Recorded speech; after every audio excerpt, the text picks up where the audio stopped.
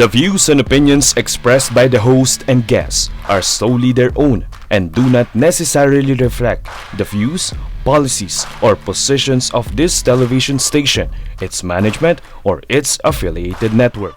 The station and its affiliates assume no responsibility or liability for the opinions expressed or the content discussed during this program. Viewer discretion is advised. Face the Nation. Kayo pa rin po ay nanonood ng Face the Nation at tuloy-tuloy po natin ang ating talakayan. Kasama pa rin po ang General Manager ng PNR, Engineer Giovanni Miranda. Sir, kanina po pinag-usapan po natin na itong ating North-South Commuter Railway, ginagawa nyo na po ang daan ngayon. Ngayon po, dito po sa PNR, nandiyan po yung ating mga bagon. Tama po? Ito po ba ang gagamitin nyo pa rin para sa ating North-South Commuter Railway o magdadagdag po ba kayo ng bago? Ano po ang gagamitin? Ano po ang ma-expect ng ating mga commuter? Okay, salamat sa napakagandang katanungan.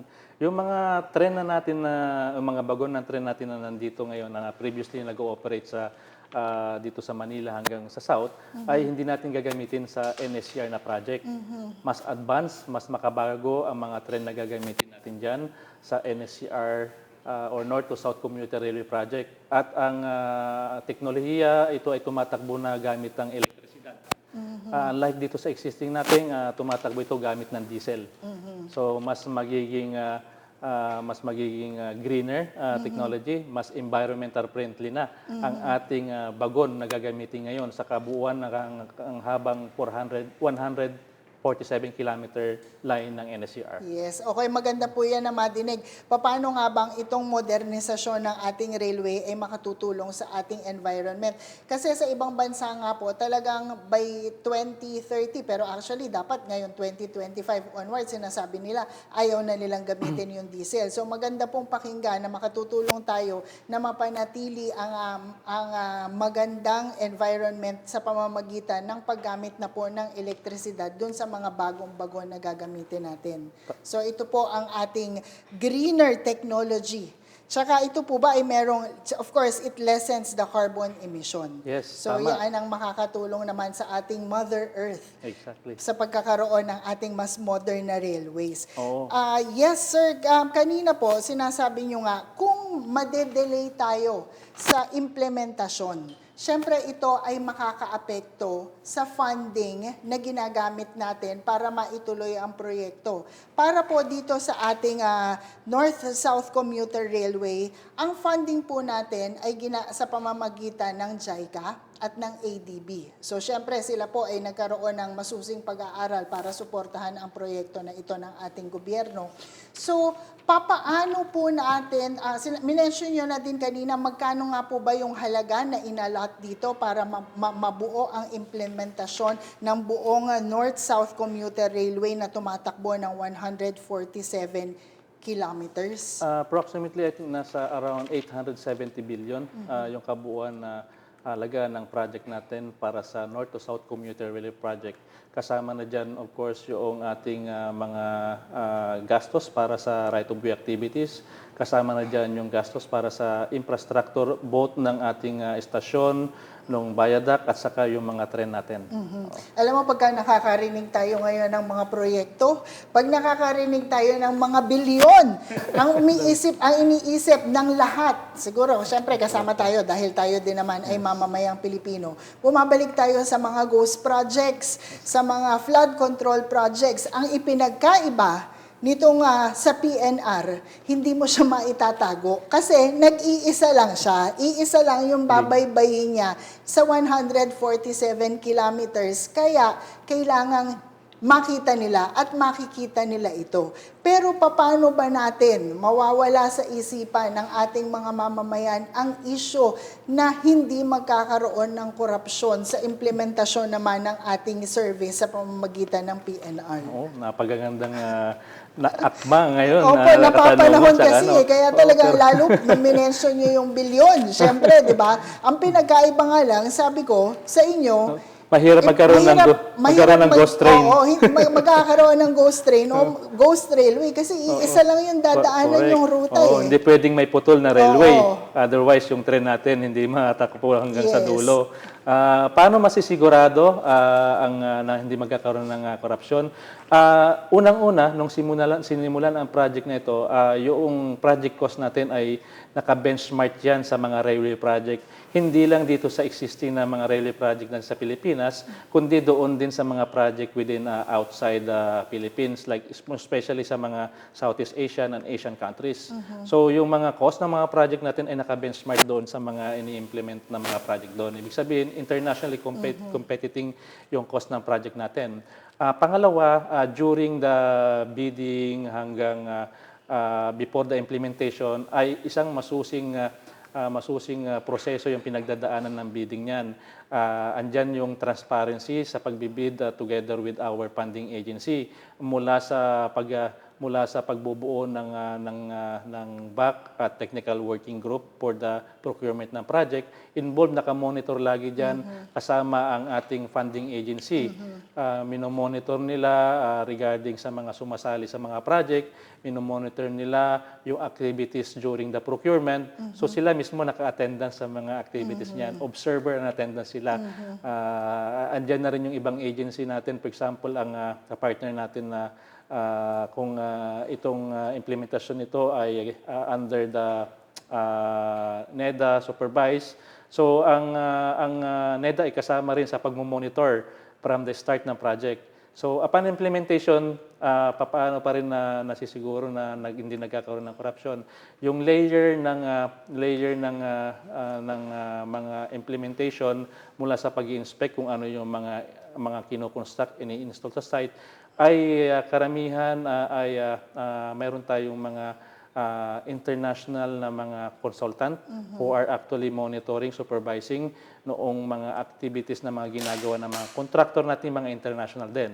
So most of our international contractor din, they are abiding to, meron silang kumbaga maayos na sistema when it comes to corruption.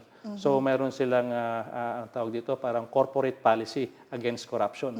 So karamihan yan halos lahat ng mga international na mga contractor natin ay may ganong polisiya. Kaya talagang hindi ka makakahingi ng mga SOP o mga Kaya kayo naman po ay nababantayan. Nababantayan ng mabuti. Ibig sabihin, sa proseso pa lang, sa implementasyon, talagang bawat galaw, dahil maraming involved, pati international agencies at yung funding companies, talagang nababantayan ang bawat galaw na masigurado na talagang ang budget na naka-allocate dito or yung funding na naka-allocate dito ay talaga kung saan siya particular na dapat gamitin. Tama. At yan lagi nagre-report kung may mga ganyang issue. Issue nga lang na, for example, sa mga ISF, nare-report na kaagad sa headquarters, for example, ng JICA sa Tokyo o kaya sa ADB at laging ibinabato sa implementing agency na yan. So, ganoon ka busisi, ganoon ka metikuloso ang mga funder natin sa mga project at kasama yung, of course, strict na tinututulan nila pag may mga ganyan na nangyayaring corruption sa isang project.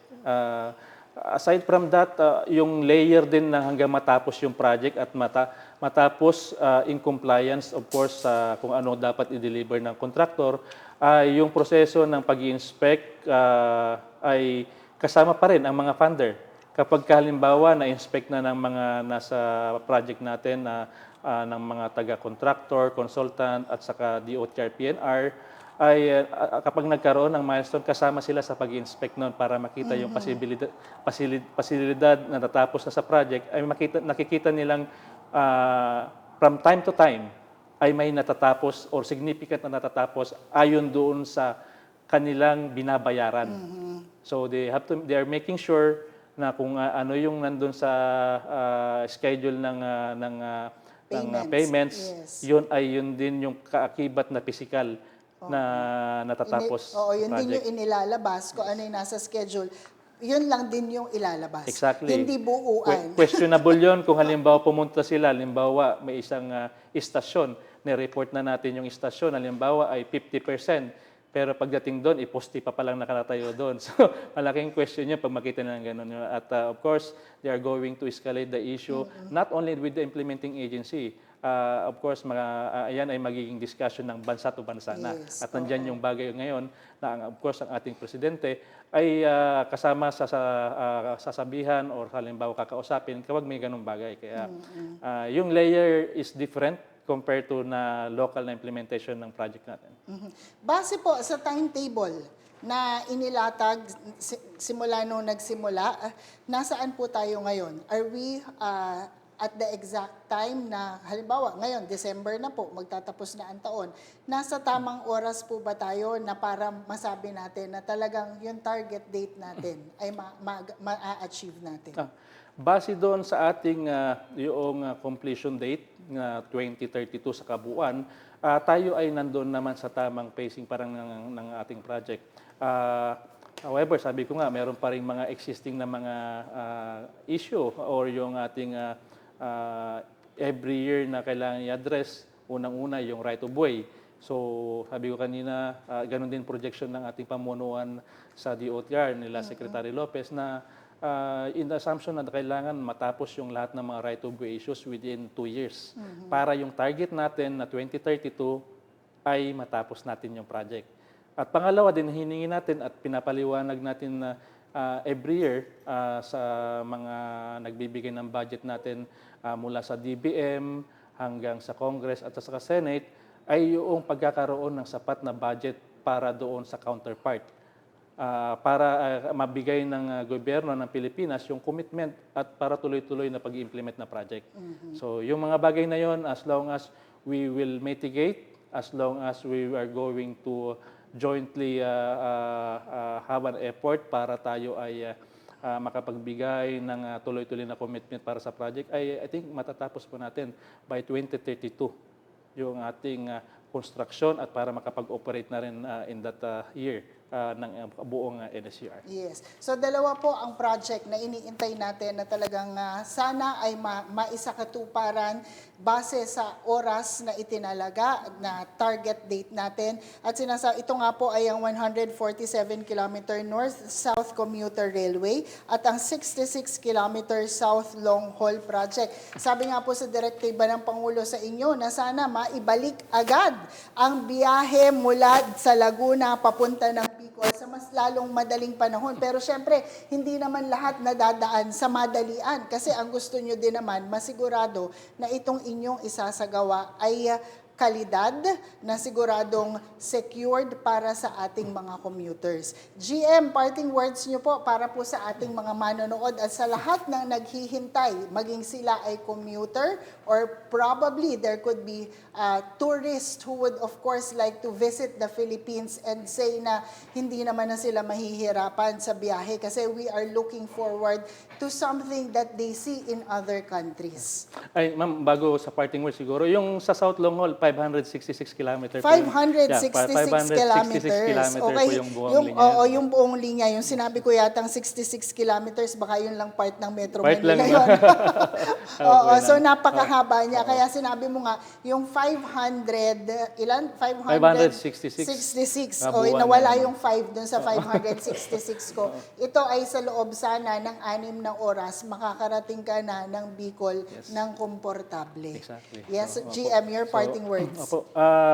So kami po sa pamunuan ng Philippine National Railway kasama ng buong organisasyon ng PNR na namamahala sa pambansang Daang Bakal ay nagpapasalamat sa lahat ng ating mga kababayan na mananakay man or hindi ng PNR dahil po sa inyong pagtangkilik na pagsuporta sa ating pambansang Daang Bakal. Meaning hindi lang po PNR yon dahil marami po tayong railway sa buong Pilipinas. No? At kami po ay ginagawa namin ang lahat ng aming makakaya para masiguro po na ang itinatayo nating infrastruktura ng ating railway ay safe, reliable, at economical para sa lahat po ng mga mananakay natin. Ayon na rin po sa direktiba at pag-alalay sa atin ng ating butihing Secretary Giovanni Lopez at laging pinapaalala at utos po ng ating mahal na Presidenteng Ferdinand Bongbong Marcos na pananatilihing maging maayos ang mga infrastruktura, panatiling maging safe ang ating infrastruktura ng railway line at makapagbigay ng mas magandang serbisyo sa ating mga kababayan. So maraming salamat po at magandang araw po sa inyong lahat. Yes. Alam mo, babalik lang ako, GM. Sabi mo nga, hindi lamang naman dito sa Luzon, meron tayong railway. Kung hindi, sana makita din natin na dumating yung panahon na kahit saan ka man sa Pilipinas, magkakaroon ng maayos na railway system para sa lahat ng mga commuters ng ating bayang Pilipinas. Tama po. Yun po ang sana sa darating na taon ay pagtutulong-tulungan po natin na tayo po ay magkaroon ng mga infrastruktura dahil of course hindi lang po sa parting Luzon ang gusto natin mas maging maayos na ang ekonomiya at saka yung social impact ng rails ay hindi lang maranasan po dito sa buong Luzon. Yung siguro mga kababayan natin mga nasa Visayas sa Mindanao ay mararanasan lang nila yun kapag pupunta dito. Pero gusto na natin sa darating na panahon, of course, doon sa mga nasa Visayas, lalo-lalo sa metro cities at saka sa Mindanao, ay magkaroon din ng railway line para sila rin ay kasabay natin sa pag-angat ng ating kabuhayan, sa pag-angat ng ating katayuan na sa pagkukommute sa mga infrastruktura ng rails. Yes. Hindi lamang po mabilis na pagbiyahe, kung hindi matibay, maayos, at siguradong maayos na pagbiyahe sa bawat mamamayang Pilipino. Yan po ang pangarap ng ating pamahalaan at yan po sana ay maisakatuparan sa mga darating na panahon sa pamamagitan ng Philippine National Railways Corporation. Maraming salamat po sa inyong pagsama sa talakayan namin ngayong linggong ito. Ako po si Lorlyn Garcia para sa Face the Nation.